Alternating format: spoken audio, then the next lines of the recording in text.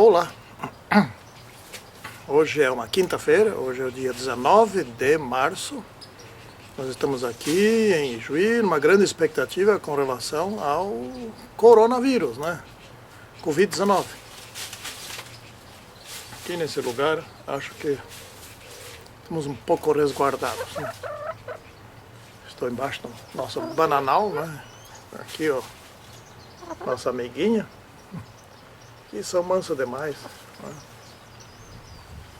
Essa aqui chama-se soneca. Se vocês prestarem bem atenção, ela está dormindo. É só pegar ela e ela já dorme. Ó, até a cabeça começa a cair, imediatamente dorme. Ela deve ter um problema. Mas põe muitos ovos, todos os dias. Vai lá, vai. Bom, o nosso assunto esta semana é a lição número 4 do segundo trimestre de 2020, não é? Santíssimo e poderoso Deus, abençoe-nos neste estudo a respeito da Bíblia como a fonte de nossa crença, nossa fé, nossa igreja. E também abençoe nossos comportamentos nesses dias difíceis no mundo. Que sejamos protegidos por Ti. Em nome de Senhor Jesus Cristo. Amém. Bom, estamos em dias de grande dificuldade no mundo, né? Muitas pessoas morrendo e principalmente empresas falindo, gente perdendo emprego, né? E medo, tudo parando, o mundo está parando, né? Muita mentira, muita falsidade, muita gente se aproveitando para disseminar fake news. E nós aqui estudando a respeito da verdade, a Bíblia, né? A fonte autoritativa de nossa teologia. Bom, uma coisa que é estranha. Aliás, antes queria mostrar aqui. Estamos aqui isso aqui é uma bananeira, né? Ela está com um cacho lá em cima. Em cima do cacho tem um ninho de pomba. Eu colhi esses dias um cacho de banana maçã. Vamos ver se eu consigo ver aqui. Ó, é muito pesado.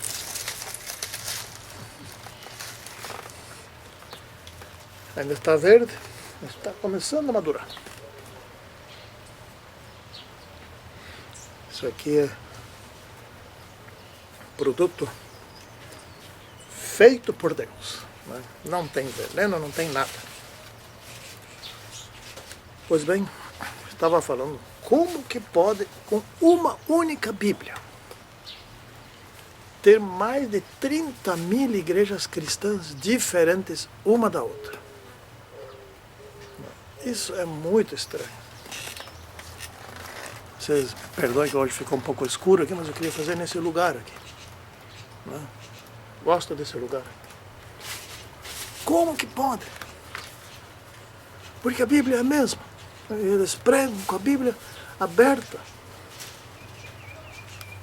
Então, se a Bíblia é a mesma, o que está escrito nela é o mesmo, o autor é o mesmo, os escritores são os mesmos, então deve ter igrejas falsas, deve ter erro nisso aí, deve ter erro intencional, porque nós estudamos que a Bíblia, vamos estudar logo mais adiante no próximo capítulo, na lição número 5, a Bíblia se explica a si mesma, né? Então como que pode ter, né? Então a gente tem que fazer um testezinho bem simples para saber se o que eles falam é verdadeiro. O teste é muito simples, né? É ver, está em Isaías, capítulo 8, se não me engano,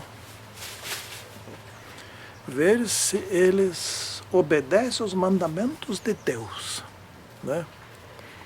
Para saber se são verdadeiros ou falsos. Se eles obedecem a tudo que está escrito. Porque o grande autor, e não escritor, mas autor, ele não iria escrever alguma coisa para depois ser diferente. A Bíblia precisa ser interpretada conforme os fundamentos, conforme a intenção do autor e dos escritores, que são seres humanos, porém que eram fiéis ao autor, por isso chamavam profetas. Não sei se vocês estão escutando algum barulho aqui atrás. Mas está pequena, está ali ciscando. A pequena é a nossa galinha de jardim, né? Então essa é uma questão importante. Nós precisamos respeitar a Bíblia. Então existem várias interferências na interpretação da Bíblia, né? Uma interferência é a cultura, mas nós vamos ver aqui, a cultura faz parte aqui, né? Isso, faz parte. Temos a tradição, né? Temos a experiência de cada um, temos a cultura, e temos a razão, e enfim, temos a Bíblia, que é uma introdução, na parte de quinta-feira, introdução da próxima semana, que a Bíblia interpreta a si mesma. Essa é a grande questão, não é? Do estudo dessas 2 semanas, na semana 4 e semana 5. A Bíblia precisa ser respeitada porque... E como se respeita ela? Interpretando-a como ela se interpreta. Essa é a questão básica, né? Bom, a tradição. O que é a tradição? Lembra que Jesus tinha acalorados debates lá com os doutores da lei no seu tempo, né? E uma certa hora ele disse assim: a tradição de vocês dificulta vocês obedecer os meus mandamentos, né? Então, a tradição pode se tornar na cabeça das pessoas mais importante que a própria Bíblia. Hoje nós temos igrejas em tradição que vem da antiga Grécia, dos filósofos gregos. E essa tradição é tão importante, tem tanta autoridade quanto tem a Bíblia. Então aí tem algo grave, né? Porque isso não pode. Não existe nada acima da Bíblia aqui na Terra. Absolutamente nada, né? Bom, então nós, no texto escrito, nos comentários, nós colocamos várias tradições. Por exemplo, uma tradição que existe, que se tornou uma tradição, é que Pedro tenha sido crucificado de cabeça para baixo. Nossa, não está escrito na Bíblia, né? Os nomes dos 3 reis magos, não está escrito na Bíblia. Mas tem outras tradições. Essas aí atribuem nomes para alguém, ou dizer que Pedro foi crucificado de cabeça para baixo. Não interfere em nada na nossa salvação, né? Não interfere em nada na interpretação da Bíblia. Então isso não é uma tradição não perigosa, nem um pouco perigosa, mas tem outras que são perigosas, né? Por exemplo, o purgatório, né? Perdão dos pecados, batismo de crianças, etc. De onde que veio isso? Não da Bíblia, mas se tornou uma tradição, já vem de séculos, de milênios, né? Então, o que diz aqui? Deus exaltou a lei como fonte de autoridade das tradições. A lei de Deus está acima de tudo. Por quê? Porque a lei de Deus é ainda mais importante que o restante da Bíblia. Sim, mas por quê? Porque o restante da Bíblia foi escrito sob inspiração de Deus, ou seja, Deus orientou como escrever o assunto. Deu capacidade para eles escrever o que Deus queria que fosse escrito. Não ditou, mas deu a capacidade e eles não erraram. Agora os 10 mandamentos, Deus mesmo os escreveu. Então se você quer testar alguém, teste pelos 10 mandamentos. O que ele faz na vida, etc. Ele segue esses mandamentos? Todos eles. Segue? Ah, bom, então dê crédito a ele. Se não segue, descarta. Pronto. Essa é a questão da tradição. As tradições são, presta atenção, de origem humana, né? E a Bíblia é de origem divina. O autor da Bíblia é Deus. Os escritores foram uns 40 profetas, né? Logo, a Bíblia merece mais respeito que todos os demais textos feitos aqui nesse mundo. Mesmo aqueles que são sinceros e explicam a Bíblia, né? Mesmo os livros de Ellen White. Então, a experiência também interfere na interpretação da Bíblia. E como, né? Então o que é a experiência? Aqui vem mais uma. Vamos ver se nós mostramos ela para vocês. Puxa. Às vezes não quer se deixar pegar, né? Mas vem aqui cantar e ciscar. Bom, existem três. A experiência, ela se chama, tem outro nome, se chama inteligência racional. Ou seja, todo o nosso conhecimento que nós adquirimos ao longo dos anos, que nos serve para nós trabalhar, para a nossa profissão, para nossas profissões, para a nossa cultura, nosso conhecimento. Isso é nossa experiência, ou seja, aquilo que nós adquirimos, eu já disse, experiência, é algo adquirido, né? Então, a nossa experiência também se chama inteligência racional. E acima da inteligência racional tem uma outra inteligência, se chama inteligência emocional, né? A inteligência emocional é a capacidade, né, por sua vez, é a capacidade de nós mantermos um bom relacionamento com nossos semelhantes e conosco mesmo, mantermos em equilíbrio, né? Sermos sensatos, né? Está no sistema límbico, lá no centro do cérebro, lá no meio. Mas tem mais um terceiro tipo de inteligência, que se chama inteligência espiritual. Eu aprendi isso de um autor secular, é da Bíblia. Vamos ver essa aqui. Essa aqui eu já mostrei para você, né? Ó, ela faz qualquer coisa. Dorme. Opa. Tá, vai. Gosto de qualquer bicho. Bom, inteligência espiritual é uma coleção de princípios de vida. Princípios vindos da Bíblia, de onde mais vem bons princípios. E existe o princípio dos princípios, que é o amor, e que em síntese é a lei de Deus. A inteligência espiritual também se chama caráter. O caráter é um conjunto de princípios que orienta a nossa inteligência emocional e que orienta a nossa inteligência racional ou a nossa experiência. Portanto, tudo o que temos, o que sabemos, tem que vir da Bíblia. E o principal princípio, o princípio dos princípios é o amor, que é nada mais e nada menos do que os 10 mandamentos, que é a transcrição do caráter de Deus. Então, se nós temos os 10 mandamentos e os obedecemos, nós também temos o caráter de Deus. E teremos uma boa orientação para a inteligência emocional e para a inteligência racional, ou seja, para a nossa experiência. E neste caso, nós saberemos interpretar corretamente a Bíblia, né? Bom, a cultura é um problema grave. Grave dentro da nossa igreja, inclusive. E muito grave. Mas muito, muito, muito grave. A cultura é tudo que a sociedade produziu, né, onde nós estamos inseridos. Então tem a cultura da nossa cidade, tem a cultura do nosso estado, tem a cultura do nosso país, e assim vai, né?